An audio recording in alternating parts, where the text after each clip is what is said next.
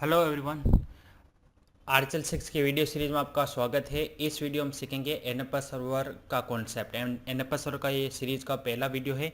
इस वीडियो में हमें देखना है कि एनएफएस सर्वर क्या होता है, क्या इसका यूज होता है, कैसे इसको यूज करते हैं, ये सब हमें सीखना है। ठीक है, कौन कौन सी इसकी सर्विसेज होती हैं, क्या इसके बेनिफिट्स होते हैं, ये सारे इस वीडियो हम सीखेंगे।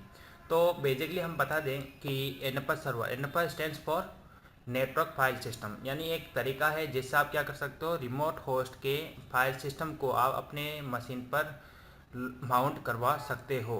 और ये ऐसा आपको एनवायरनमेंट क्रिएट करके देगा कि यूजर को ऐसा फील होगा कि ये जो फाइल सिस्टम है रिमोटली ना होकर के लोकली माउंटेड हुआ है। ऐसा एनवायरनमेंट जब भी आपको क्रिएट करना हो तब आप एनएफएस सर्वर का यूज कर सकते हैं। दूसरा एडवांटेज क्या है कि एनएफएस सर्वर के थ्रू आप क्या कर सकते हैं, सेंट्रलाइज स्टोरेज भी आप प्रोवाइड करवा सकते हैं। आप चाहते हैं कि ये यूजर जो है, ये जो क्लाइंट है, वो सभी का डेटा कहाँ सेव हो, फाइनली इस सर्वर पर सेव हो। तो आप इस सर्वर को एनएफएस सर्वर बना सकते हो। एनएफएस सर्वर बना करके आप इस तरह का कॉन्फ़िगरेशन आप प्रोवाइड कर सकते हैं, इस तरह का स्ट्रक्चर आप प्रोवाइड कर सकते हैं एनएफएस सर्वर के थ्रू। दूसरा, और एनएफएस के फायदे क्या हैं? NFS allow local access to remote files.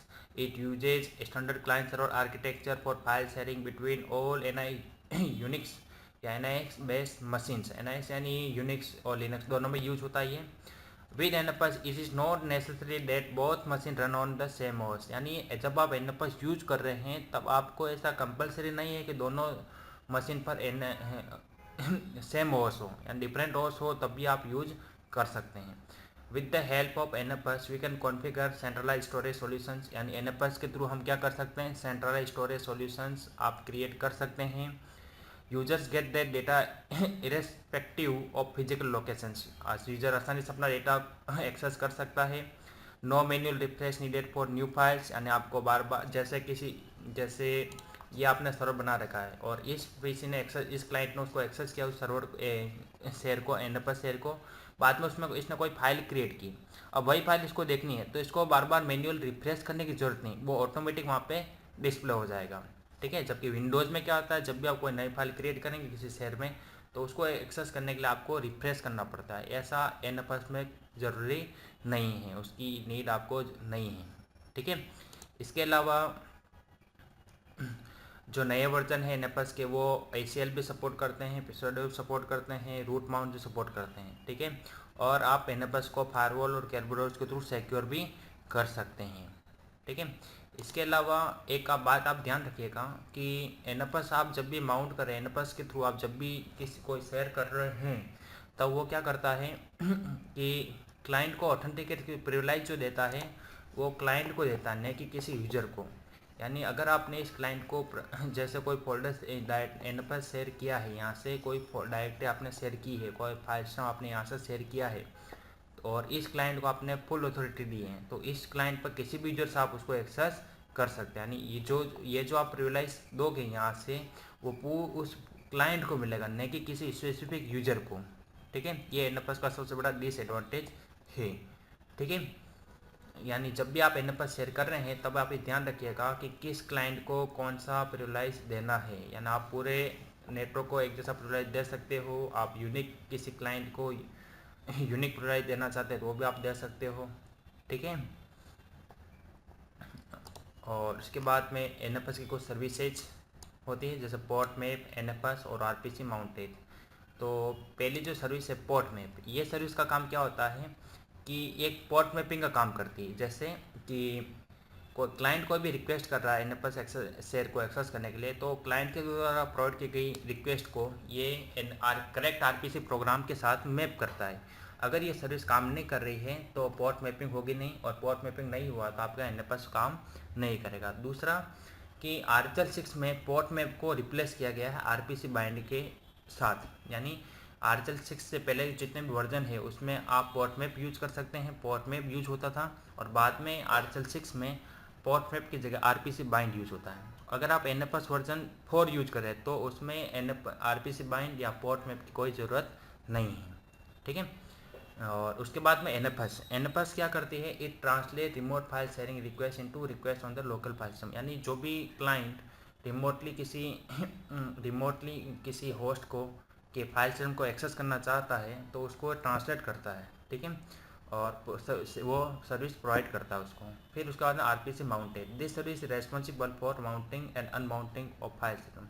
यानी ये सर्विस क्या करेगी कि जो भी आप फाइल सिस्टम माउंट कर रहे हैं या अनमाउंट कर रहे हैं तो उसके लिए ये सर्विस वर्क करती है। अगर ये सर्विस वर्क नहीं कर रही है, बंद है, तो आप किसी भी NFS शेयर को माउंट अपने PC में माउंट नहीं कर सकते, ठीक है। इसके बाद कुछ मेन कॉन्फ़िगरेशन फाइल्स होती है, जैसे NFS की मेन फाइल होती है ETC एक्सपोर्ट्स। यानी जब भी आपको कोई शेयर करना है NFS के थ्रू, तब आपको उसकी एंट्री कहाँ पे क्रिएट करनी पड़ेगी, ETC एक्सपोर्ट्स में। इस फाइल में आपको एंट्री करनी पड़ेगी। इसके बाद में ETC एपस्टेप, इस फाइल का यूज़ क्या होता है कि जैसे क्लाइंट पर अगर आप ये फाइल यूज़ नहीं कर रहे हैं और उसके बाद इस सर्वर के थ्रू इस सर्वर का कोई फाइल सिस्टम आप यहाँ पे माउंट कर रहे हैं, तो वो जो माउंटिंग होगी वो टेम्परेरी होगी। यानी जैसे ये मशीन रिबूट होगा, वो माउंट पॉइंट की जो एंट्री है वो इरेज हो जाएगी, डिलीट हो जाएगी या रिमूव हो जाएगी, ठीक है। अगर आप चाहते हैं कि ये मशीन रिबूट होने के बाद में भी वो एंट्री रहे, माउंट पॉइंट की एंट्री रहे, तो आपको एंट्री कहाँ करनी पड़ेगी, इस फाइल में करनी पड़ेगी। यानी परमानेंट एंट्री जब भी करनी हो माउंटिंग पॉइंट की, तब आपको ये फाइल यूज करनी पड़ेगी, ठीक है। उसके बाद में ETC sys config NFS, यानी ये NFS की मेन कॉन्फ़िगरेशन फाइल होती है, ठीक है। यानी किस पोर्ट पे कौन सी सर्विस रन होगी, ये आप यहाँ से इस फाइल से आप डिसाइड करेंगे, ठीक है। और NFS का जो डिफ़ॉल्ट पोर्ट नंबर होता है वो होता है 2048, ये आपको ध्यान रखना है, ठीक है। अगर आपको ज़्यादा इंफॉर्मेशन चाहिए तो आप मेरे ब्लॉग से भी ये इंफॉर्मेशन गेट कर सकते हैं।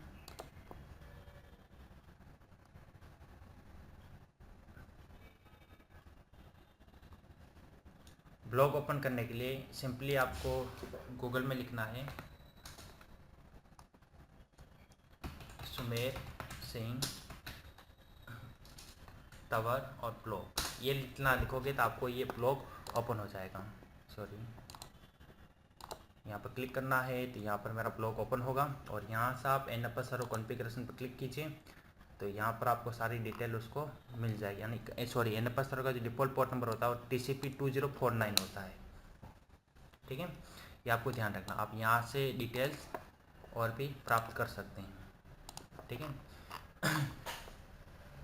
इस वीडियो में इतना ही। NFS सर्वर कैसे कॉन्फ़िगर करते हैं ये हम नेक्स्ट वीडियो में सीखेंगे। इस वीडियो में हमने बेसिक कॉन्सेप्ट सीखा कि NFS सर्वर का क्या यूज़ होता है, कब उसको यूज करते हैं, क्या उसके बेनिफिट्स हैं, वो किसका, उसकी सर्विसेज कौन सी होती है, पोर्ट नंबर कौन सा होता है, और उसकी जो मेन कॉन्फ़िगरेशन फाइल है वो कौन कौन सी होती है। उम्मीद करता हूँ आपको ये वीडियो पसंद आया होगा। अगर आपको मेरे वीडियो पसंद आ रहे हैं तो लाइक बटन ज़रूर प्रेस करें और मेरे लेटेस्ट वीडियो की अपडेट्स के लिए आप मेरे YouTube चैनल पर सब्सक्राइब कर सकते हैं। Thanks for watching.